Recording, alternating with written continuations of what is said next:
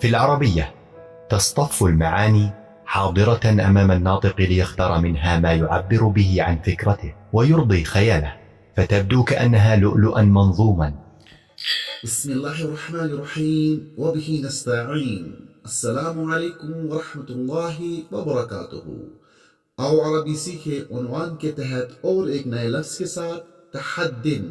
تحدن اس کی جمع ہے تحدیات. یہ لفظ چیلنج یا مشکل کے لیے استعمال ہوتا ہے جو کسی ایسی صورتحال کی نشاندہی کرتا ہے جس میں کسی کو اپنی صلاحیتوں یا وسائل کا بھرپور استعمال کرنا پڑتا ہے. عربی زبان میں یہ لفظ عمومی طور پر ان چیلنجز کے لیے استعمال ہوتا ہے جو زندگی کے مختلف شعبوں میں پیش آتے ہیں، جیسے کہ تعلیم، کام یا ذاتی ترقی وغیرہ. تحدن هي كلمة تعبر عن موقف يتطلب جهودا وإرادة لتجاوز الصعوبات، وتعد تحديات جزءا طبيعيا من الحياة حيث يسعى الأفراد. اب اس کے مختلف استعمالات کو دیکھیں آپ. اس لفظ کو ہم کس طرح اپنی روزمرہ کی گفتگو میں استعمال کر سکتے ہیں. عمومی گفتگو میں ما ہوا اکبر تحد واجہتہ فی حیاتک، جب میں کسی سے ان کی زندگی کے چیلنج کے بارے میں پوچھتا ہوں تو میں کہتا ہوں آپ کی زندگی میں سب سے بڑا چیلنج کیا ہے. ما ہوا اکبر تحد واجہتہ فی حیاتک. رفقائے کار کے لیے یعنی کہ ہم اس طرح اس جملے کو استعمال کر سکتے ہیں کہ نستعد لمواجہۃ تحدیات المشاریع القادمہ، یعنی کہ آنے والے پروجیکٹس کے چیلنجز کا سامنا کرنے کے لیے ہم تیار ہیں.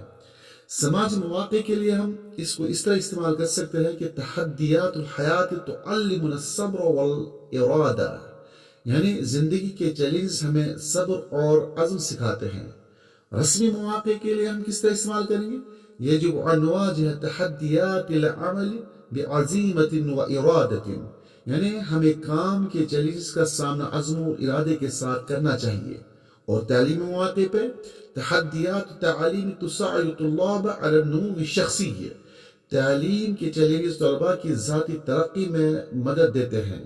اور خاندانی مواقع پہ ينصح الآباء بمساعدة أولادهم في مواجهة تحديات الحياة، والدین کو اپنے بچوں کو زندگی کے چیلنج کا سامنا کرنے میں مدد کرنے کی ترغیب دینی چاہیے. ہم امید کرتے ہیں کہ آپ کو عربی زبان کے سیکھنے سکھانے کا یہ طریقہ اچھا لگا ہوگا.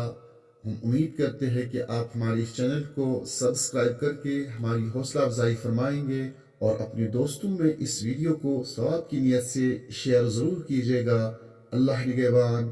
السلام علیکم ورحمۃ اللہ وبرکاتہ.